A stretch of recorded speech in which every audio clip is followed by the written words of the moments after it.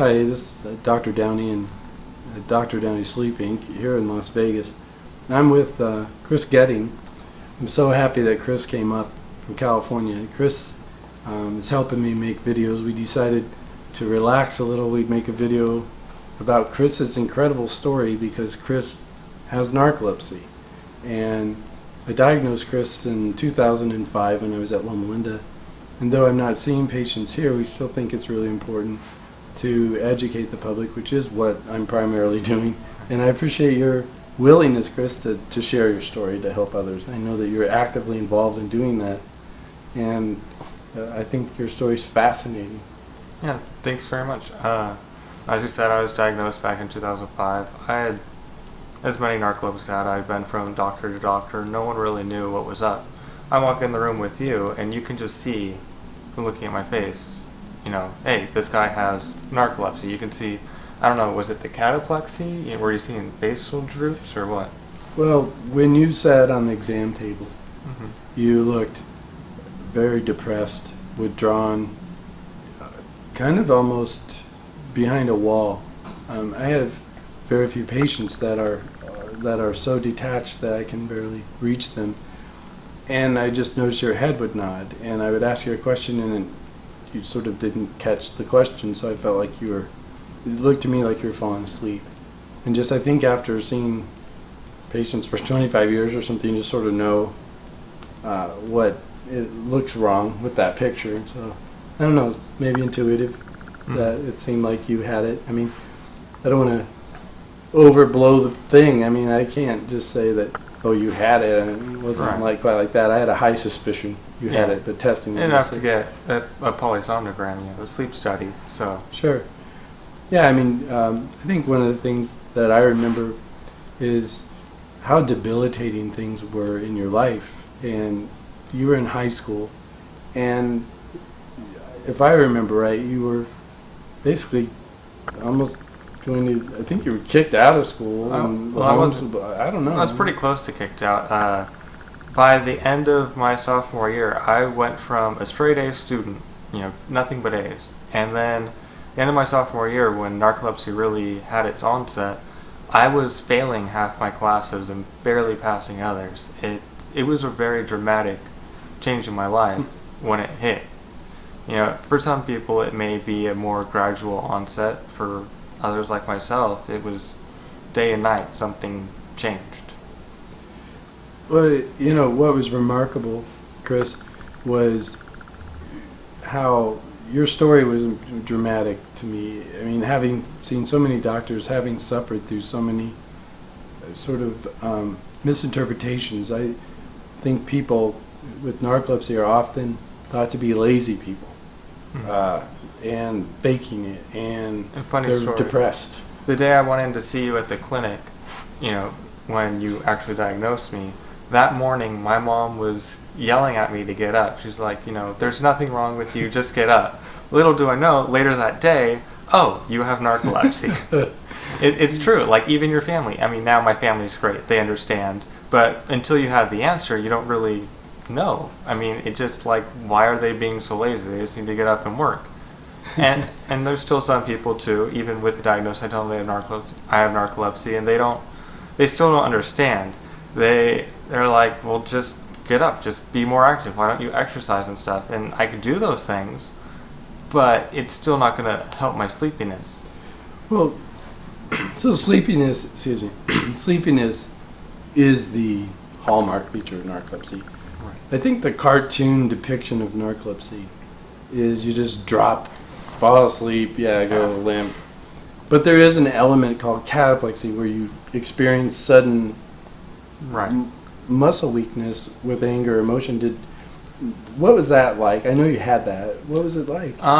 Well, for the most part, it, for me, manifests itself as kind of like a little face drop. I guess I can't really imitate it, but I'll try. Yeah. So you just kind of, when you're laughing, you just kind of like droop. You're suddenly so tired you can barely hold yourself up, if you even can. In the worst episodes, I do fall over and I can't move. It's led to many fun moments with friends, as some of them may know what's going on. They're like, oh, he must be having a cataplexy episode, where then I'm around other people at the same time. They don't know what's going on. It's just, oh, Chris is on the ground. What's going on? And they're starting to worry. And then, my friends who know, they start laughing. And well, when people laugh or you're afraid they don't know what's going on, does that then make it worse? So you just continue having the weakness in your out? It does, because I personally find it funny when, seeing other people react. Or, well, I guess you can't always see it, because if you're falling the other way, you don't see it. But you can tell, they're reacting to it, because you're still conscious. You just can't move. That's a really important part, because seizures, you're not conscious. You can't hear people around you. Right. Cataplexy is unique that way.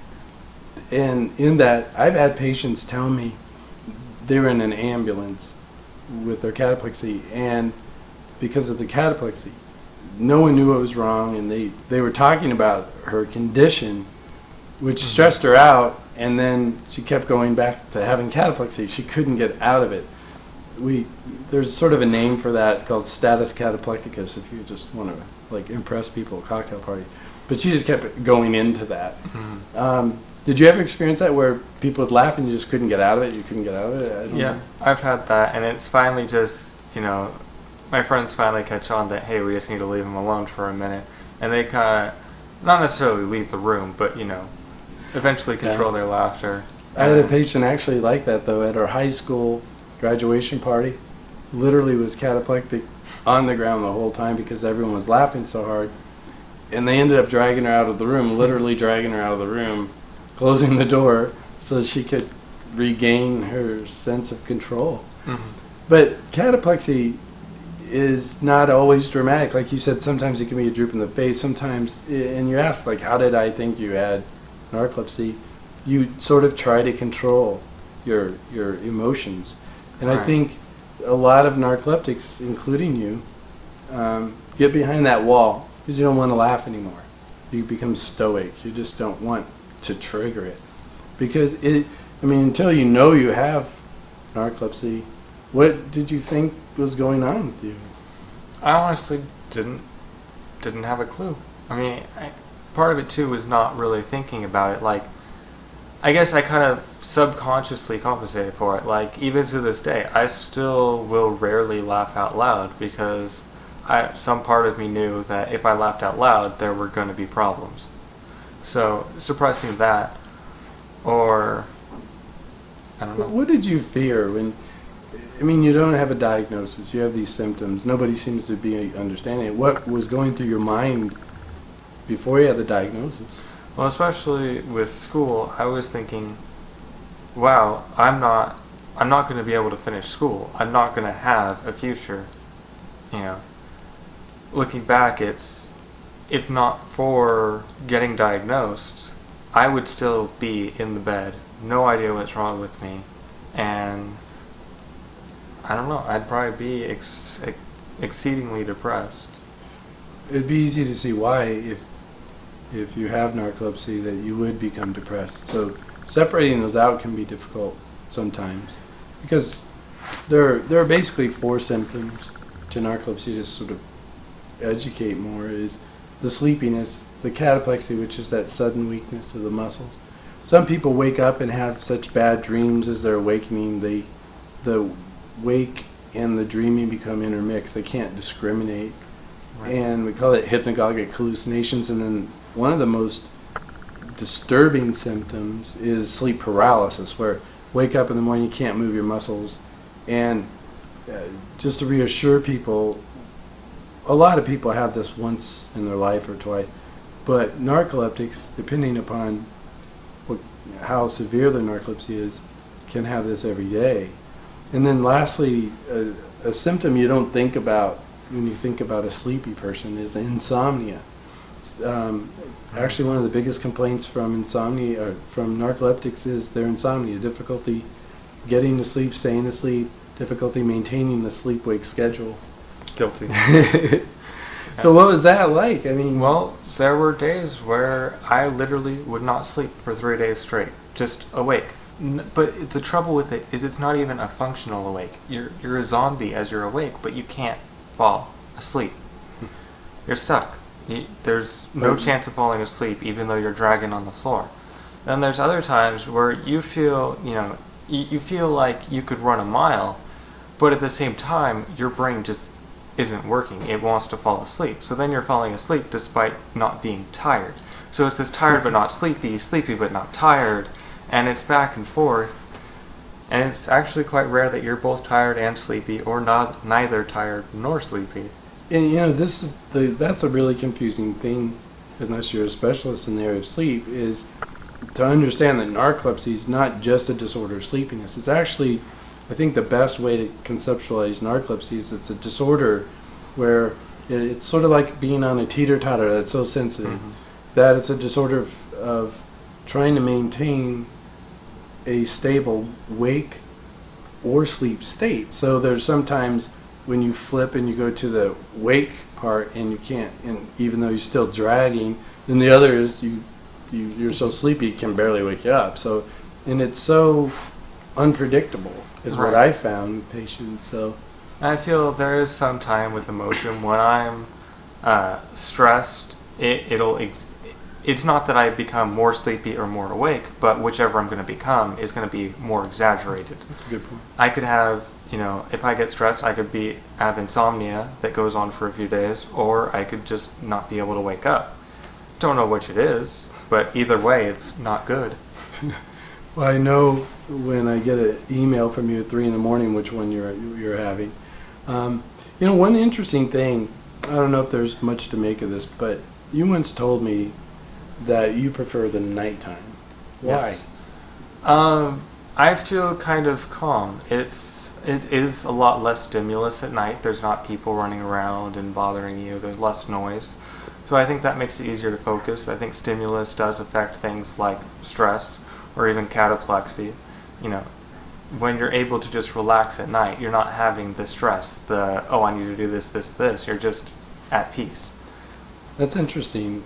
I wonder, of the narcoleptic patients in some of the groups you interact with, is that something you see commonly, or is it more idiosyncratic to you? I think so too.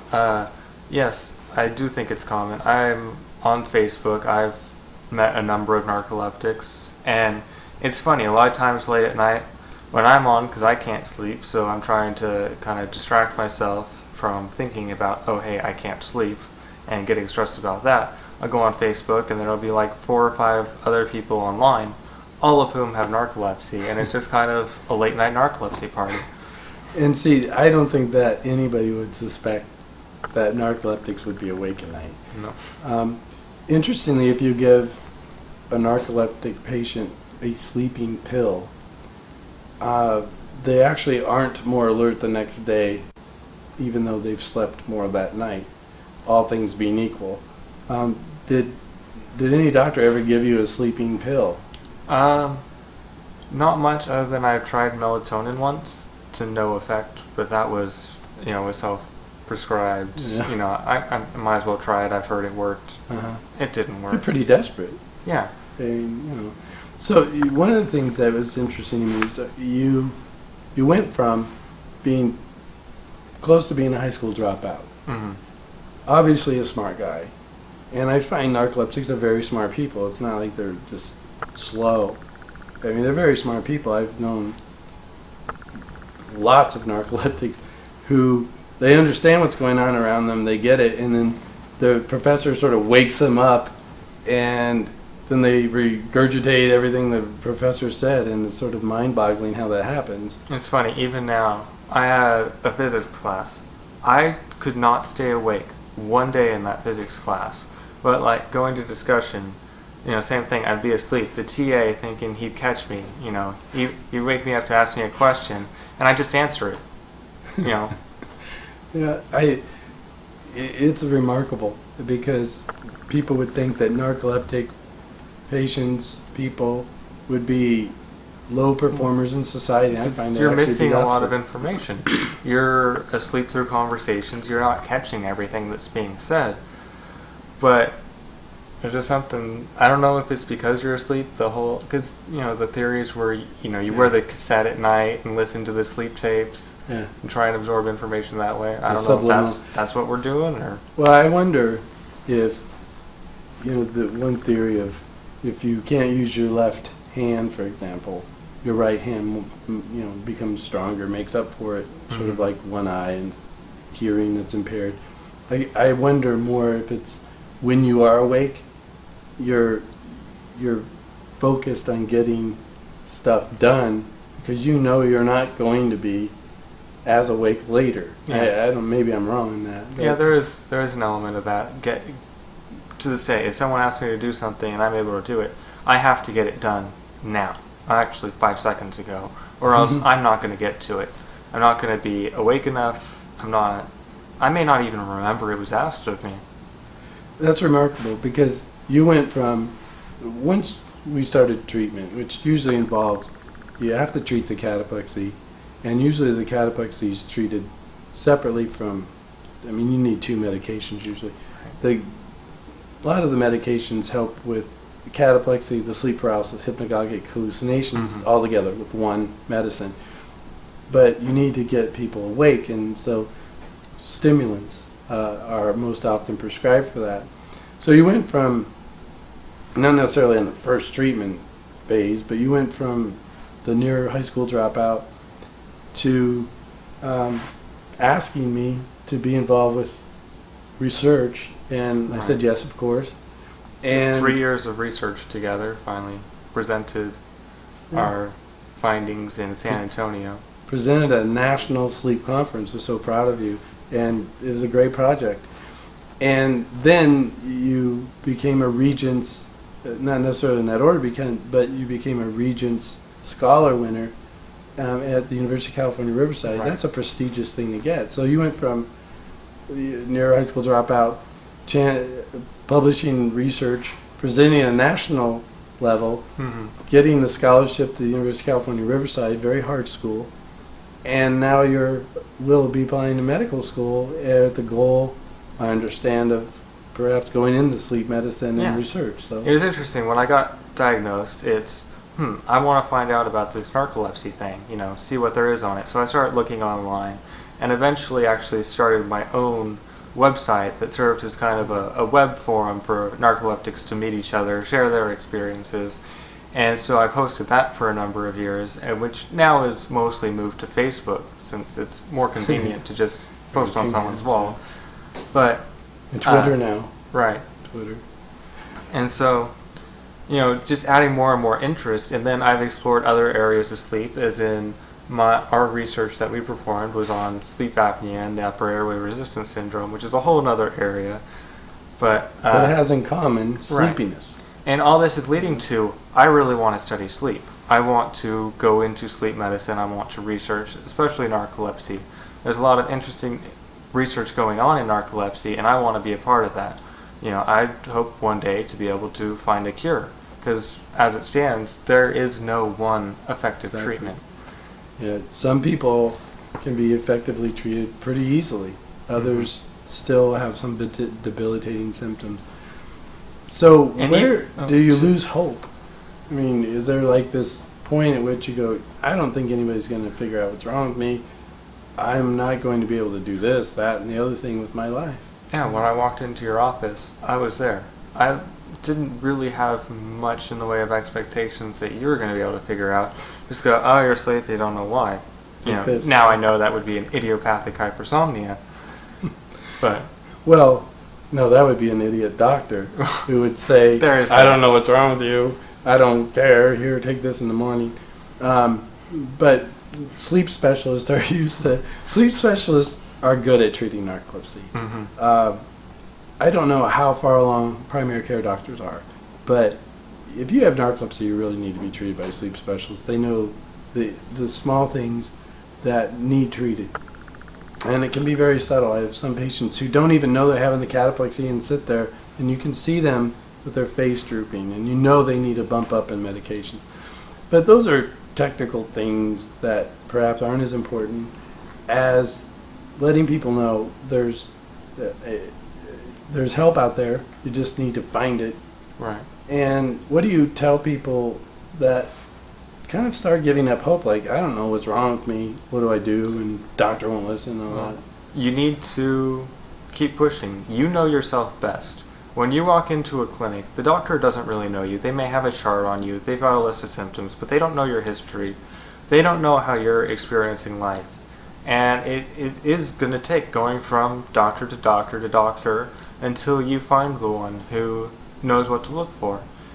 And even once you have the diagnosis, again, because the medications, there isn't a effective treatment. It's not like, oh, you have narcolepsy, just take this and this and you're fine.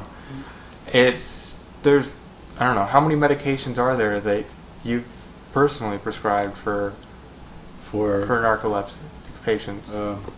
There's dozens, right? Dozens. And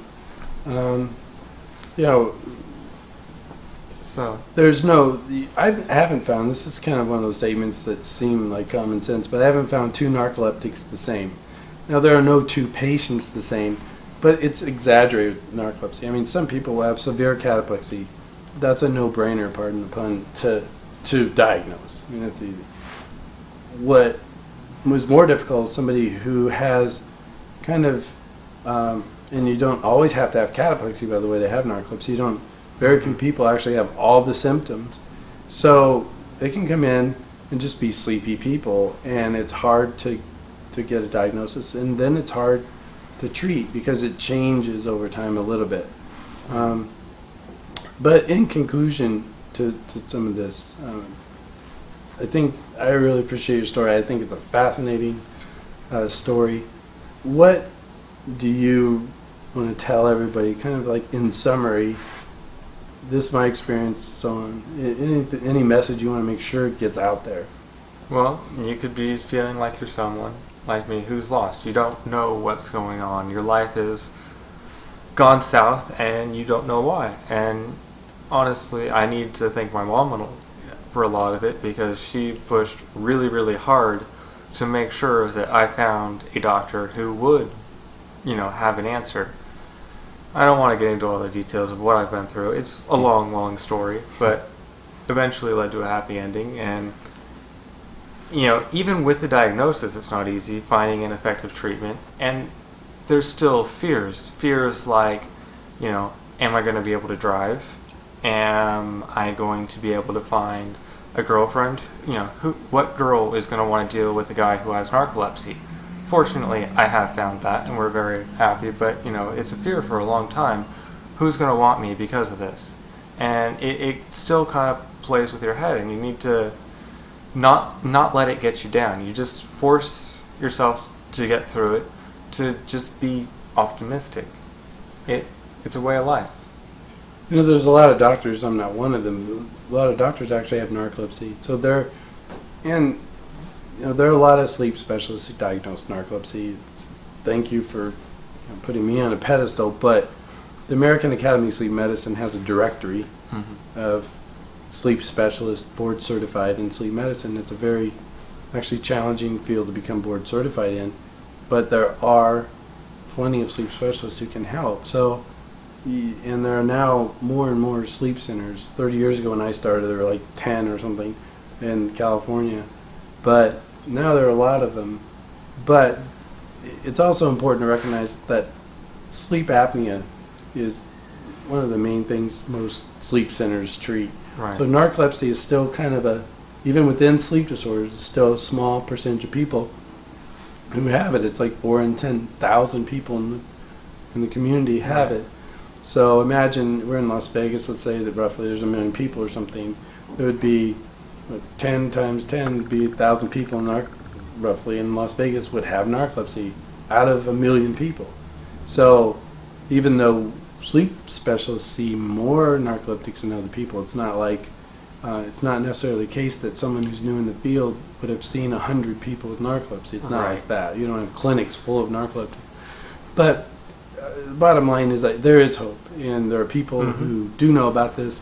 There's research being done that's fascinating, and I think and hope that in maybe a decade we will have a lot better treatments and perhaps a cure, especially when you get in the field, Chris. Thanks for coming, and thanks for sharing with everybody. I hope everyone gets something out of this. Yeah. And thanks for helping me with all my technical issues up here in Las Vegas. Have a great time back in California. Thanks. Okay. Thanks for viewing this clip. You can find more information at Dr. Downey Sleep Inc. on Facebook and at Dr. Downey on Twitter. Thanks. Dr. Downey Sleep. Dr. Downey Sleep. That's See? why I have this See? guy.